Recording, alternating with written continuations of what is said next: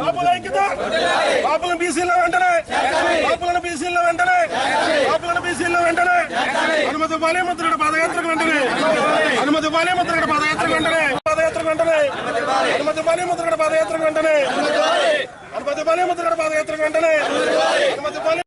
కాపుల ఐక్యత, కాపుల ఐక్యత, బీసీలో వెంటనే, కాపులను బీసీలో వెంటనే, కాపులను బీసీలో వెంటనే, కాపులను బీసీలో వెంటనే, వర్ధిల్లాలి కాపుల ఐక్యత, కాపుల ఐక్యత, కాపుల ఐక్యత, కాపుల ఐక్యత, కాపుల ఐక్యత, అనుమతి ఇవ్వాలి ముద్రగడ పాదయాత్రకు వెంటనే. గారి నాయకత్వంలో ఆంధ్రప్రదేశ్లో ఉన్న కాపులందరూ ఏకతాటి మీదకి వచ్చి ఒకే మాట, మాకు రిజర్వేషన్లు ఇవ్వండి, మా కాపుల పేద కాపుల అభ్యున్నతికి ఫండ్స్ ఇవ్వండి అని న్యాయమైన కోరికలు మేము కోరుతా ఉంటే, మేము కోరలేదు, వారు ఇస్తామన్న కోరికని మళ్ళీ గుర్తు చేసి మాకు ఇమ్మని మేము అడుగుతూ ఉంటే ఆయన పాదయాత్రను అడ్డుకోవటం, అలాగే మేము మా ప్రాంతాల్లో ఈ మొగల్తూరు పట్టణంలో మేము చేస్తున్న ఈ శాంతియుతమైనటువంటి మా ఆందోళనని మరి అణగదొక్కడానికి పోలీసులను ఉపయోగించి, పోలీస్ బలాన్ని ఉపయోగించి అరెస్ట్ చేయడం అనేది చాలా దారుణం. దాన్ని తీవ్రంగా ఖండిస్తున్నాం. మొదట పద్మనాభం గారు 26వ తారీఖు స్టార్ట్ చేస్తానన్న టైంకి ఈరోజు 3వ తారీఖుకి చాలా వాయిస్లు మారినాయి. ఇవ్వాలి వారి న్యాయం, పవన్ కళ్యాణ్ గారు కానివ్వండి, లేకపోతే నేను మంత్రి అచ్చెన్నాయుడు కానివ్వండి, ఖచ్చితంగా చేస్తాను చెందుతాను.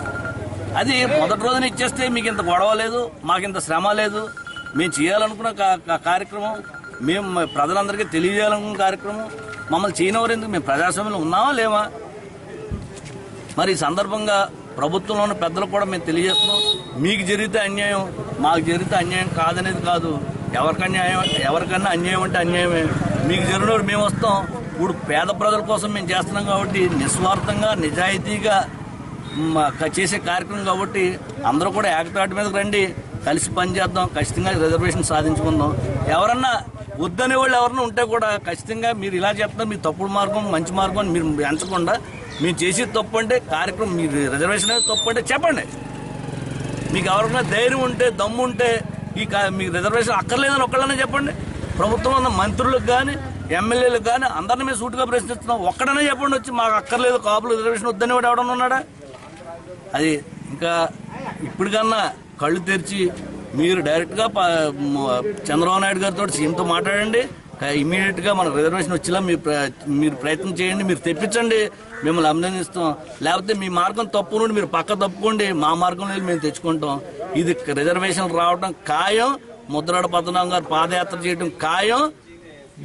ఈ రాష్ట్రంలో ఖచ్చితంగా కాపులు ఒక స్థితికి రావడం ఖాయం అని చెప్పి ఈ సందర్భంగా తెలియజేస్తాం.